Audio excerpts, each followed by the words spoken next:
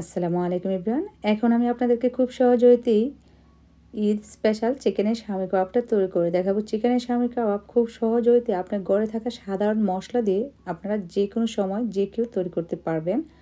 আর বুটের ডাল, মসুরের ডাল ছাড়াও চিকেনের শামি কাবাব তৈরি করা যায় খুবই অল্প সময় এবং অতি সহজ ওয়েতে। তো আমি আজকে ফ্রোজেন পদ্ধতি সহ আপনাদেরকে এই চিকেনের শামি কাবাবটা দেখাবো।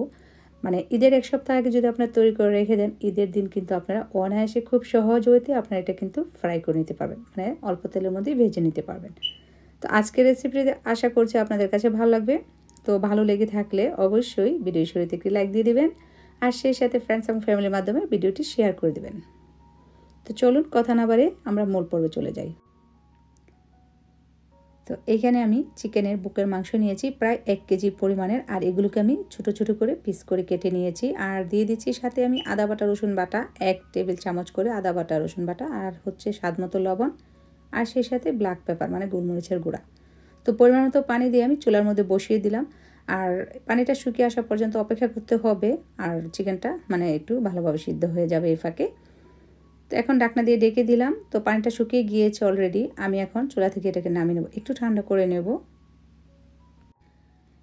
এখন আমি এই চিকেনের এই টুকরোগুলোকে এভাবে করে আমি মানে জোড়া করে নেব।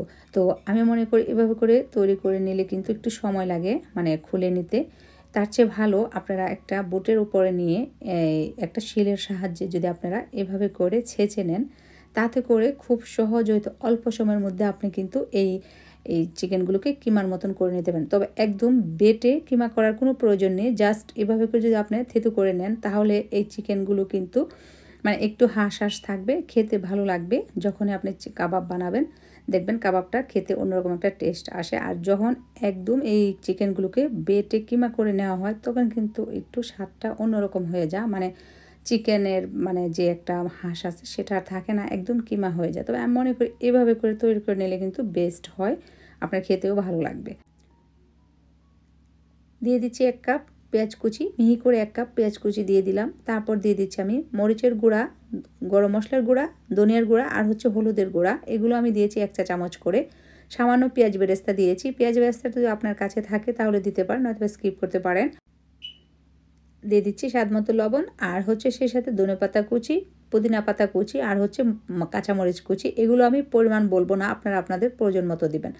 এখানে আছে ব্রেড। তো আমি 4 পিস ব্রেড পানির মধ্যে ভিজিয়ে তারপর পানিটাকে ফেলে দিয়েছি চিপ দিয়ে হাতের সাহায্যে। আর আছে এখানে আমার 1 পিস লেবু, আমি লেবুটাকে চেপে দিয়ে দিচ্ছি। 2টা ডিম দিয়ে দিচ্ছি। এখন সবগুলো উপকরণ একসাথে করে নিয়ে তারপর ভালোভাবে মাখিয়ে নিতে হবে। আর আপনাদেরকে আরেকটা কথা বলে দিচ্ছি, আমি এখানে ব্রেড নিয়েছি। আপনার ব্রেডের পরিবর্তে চাইলে বুটের ডাল অথবা মসুরের ডালটাও কিন্তু ইউজ করতে পারেন। আর কাবাবটা মাখানোর পর খুব সুন্দর একটা মানে অ্যারোমা বের হচ্ছে। তো মনে হচ্ছে এখনই কিন্তু কাবাবগুলো খাওয়া যাবে। তো আমি এভাবে করে কাবাবটা তৈরি করে নিচ্ছি।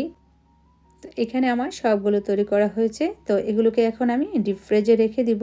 2 থেকে 2.5 ঘন্টা ডিপ ফ্রিজে রেখে দিলেই কিন্তু শক্ত হয়ে যাবে।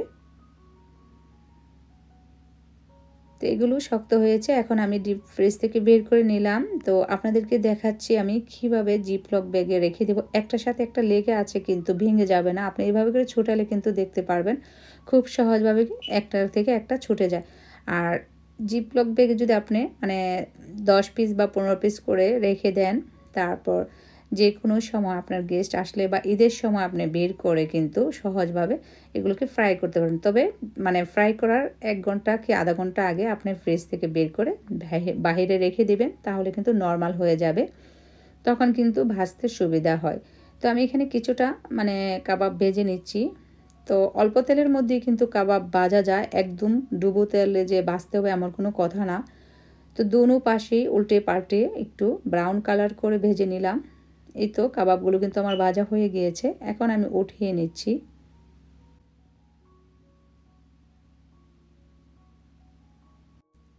এই তো তৈরি হয়ে গেল আমার খুব সহজ হইতে চিকেনের শামি কাবাব। তবে চিকেনের শামি কাবাব বেশিরভাগই কিন্তু ডাল দিয়ে তৈরি করে, আমি কিন্তু আজকে আপনাদেরকে ব্রেড দিয়ে তৈরি করে দেখিয়েছি।